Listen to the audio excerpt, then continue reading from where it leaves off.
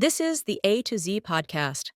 Expert insights on leadership, business, real estate, investing, and growth. Let's talk about, we have like 25 minutes. I want to ask you about, I know you worked with a lot of organizations in different industries. Would you mind to share with us some of, at least a couple of, or at least one blind spots that you have seen, especially in high stakes situations?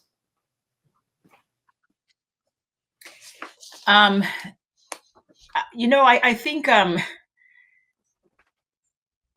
one, I think is especially in the case of the leader, I think one of the blind spots is not having a good read on the emotional temperature of the team as you're taking them through something, right? Like leaders who are not asking those difficult self-reflective questions.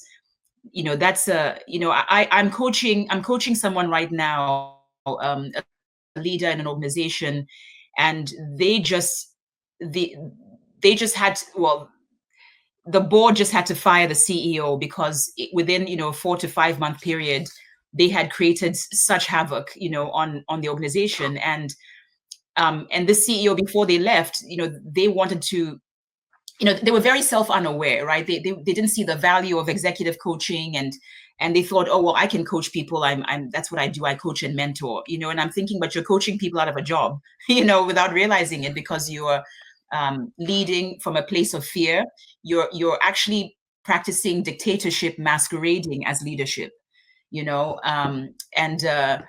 and so I think one of the biggest blind spots is leaders not wanting to do the uncomfortable work of self-reflecting.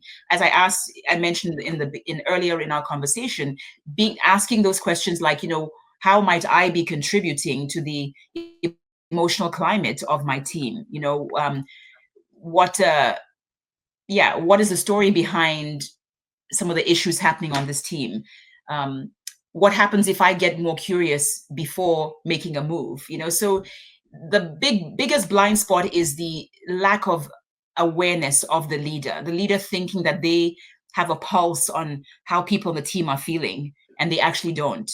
And it just comes down to sometimes asking, right? Like just having the heart to heart. One of the things I find is a lot of leaders think, if I show the empathy and if I try to get curious and ask my team how they're really feeling, that's an invitation for a barrage of complaining. And my thing is this: just because I ask you a question about how you're feeling or your perspective on something doesn't mean I have to then do what it is you disclose to me, right? Even asking people about the problems they're facing doesn't mean I am the one who gets to solve it. But sometimes for the people in your teams, just having had you ask, having felt heard was enough, even if you couldn't solve their problem. You know what I mean? So I think that's a big blind spot, is leaders just need to be much more self-aware. And that self-awareness must come from how people that they're leading are experiencing them, not from what they think of themselves. That's a big danger. Most of the clients I've coached who have gotten themselves in trouble, gotten themselves fired from boards, in spite of the work I was trying to do with them, was because they just were unaware, completely unwilling to introspect, right? It's like, okay, I don't want to do that emotional work. That's messy. I don't want to touch that. But that's the very reason you end up losing your job. You know what I mean? So that's a big blind spot. It's just humble yourself, Yeah. It looks like it's common, but if you think about leadership, at the end of the day, is about self-leadership. It is, you start with first leading yourself, and then you lead others. And you cannot lead yourself without being aware of your strengths, limitations, your blind spots, and so on. And it's very hard to lead without that self-awareness. One tool I use